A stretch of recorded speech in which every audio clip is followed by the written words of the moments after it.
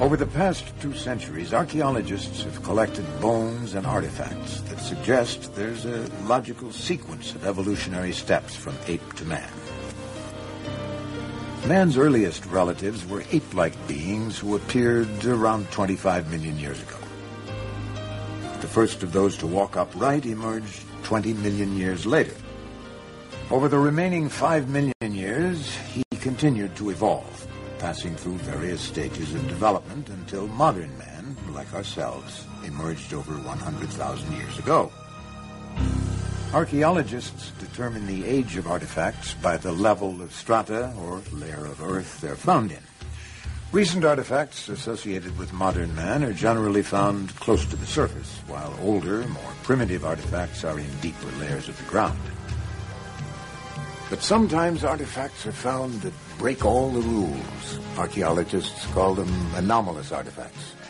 What happens when we find a modern human skull in rock strata far beneath even the oldest of man's ancestors?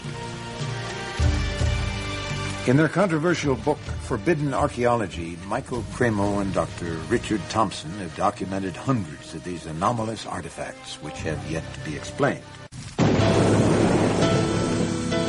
In 1880, California state geologist J.D. Whitney was intrigued by an unexpected discovery made 300 feet under Table Mountain.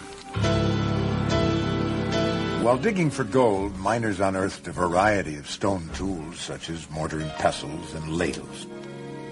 Incredibly, the rock strata the tools were reportedly found in was dated as early as 55 million years old. This bizarre evidence seems to have been well documented, yet the general public and many within the scientific community are unaware of these controversial finds. The question is, why haven't we heard of these discoveries before? Oh, I think we're talking about a massive cover-up. As I said, over the past 150 years, these archaeologists and anthropologists have covered up as much evidence as they've dug up, literally. Basically what you find is something we call a knowledge filter. This is a fundamental feature of science. It's also a fundamental feature of human nature. People tend to filter out things that don't fit, that don't make sense in terms of their paradigm or their way of thinking. So in science you find that evidence that doesn't fit the accepted paradigm tends to be eliminated. It's not taught, it's not discussed, and people who are educated in scientific teachings generally don't even learn about it. It's not necessarily a deliberate conspiracy in the sense of some people getting together in a smoke-filled room and saying, we're going to deceive people. It's something that happens automatically within the scientific community. So when a given piece of evidence disagrees with the predominant theory, then automatically people won't talk about it, they won't report it, and that means that science fails to progress in the way that one would hope.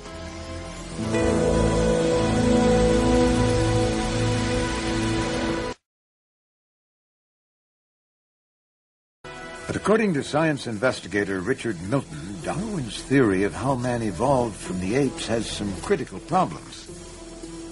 The building behind me is London's Natural History Museum. It looks rather like a cathedral or a church, and in a way that's what it is. It's a kind of temple to Darwin's theory of evolution. People come to museums like the Natural History Museum to get answers to their question, have we evolved from apes? Do humans and apes share a common ancestor? And to look at an exhibit like this, you'd think that question had been answered decisively yes. But the answer is far from decisive. In fact, this representation is an interpretation of the fossils, the interpretation of one group of scientists. There are other interpretations, but you won't find them in this museum or any other museum in the world. In the model of the evolutionary tree, man and apes are said to share a common ancestor. However, evidence of that common ancestor is highly contested. That's why it is still called the missing link. When Darwin's theory of evolution was embraced, it was assumed that in the next century enough fossil evidence would be found to prove that man had evolved from the apes. Darwinists have promised us a missing link, and so they've got to deliver. They've got to come up with one. Any missing link will do, it seems. Every so often a skeleton is found in Africa. its discoverers describe it as being the missing link, the headlines come and go, and then later on, that skeleton, those bones are reclassified either as human or as ape.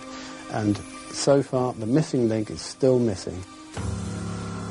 One of the most classic examples of this is the story of Java Man, discovered by Eugene Dubois in 1892. Dubois discovered a very primitive-looking ape-like skull cap, and he discovered this thigh bone about 40 feet away. He said, well, obviously they must belong to the same creature. And that creature walked erect like a human being and had an ape-like skull, so that must be a missing link, the Pithecanthropus ape man. So maybe you had a big ape and a human being living together in Java about 1 million years ago. The important point to make about the Java man discovery is that it's based on a speculative leap in which two pieces of evidence are put together in a way that's not really warranted. At the end of his life, Dubois realized that the skull cap belonged to a large ape, and the leg bone was from a man. Nevertheless, Java Man was prominently displayed at the Museum of Natural History in New York until 1984. Since then, it has been removed. Today, museums all over the world display models of yet another skeleton they call the missing link, the common ancestor of both man and ape. Lucy, the famous Australopithecine, discovered by Donald Johanson. He says she was very human-like, but I was at a conference of anthropologists where many of them were making a case that she was hardly distinguishable from an ape or a monkey. These bones have been restored to resemble a missing link, part human, part ape, and Lucy is now thought of as being our long-lost ancestor. But this is merely an interpretation, the interpretation of one group.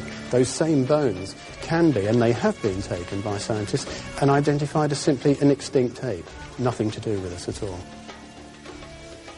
Newspapers are constantly reporting new discoveries that add to our understanding of man's origins, but so far, conclusive evidence of a missing link has not been found.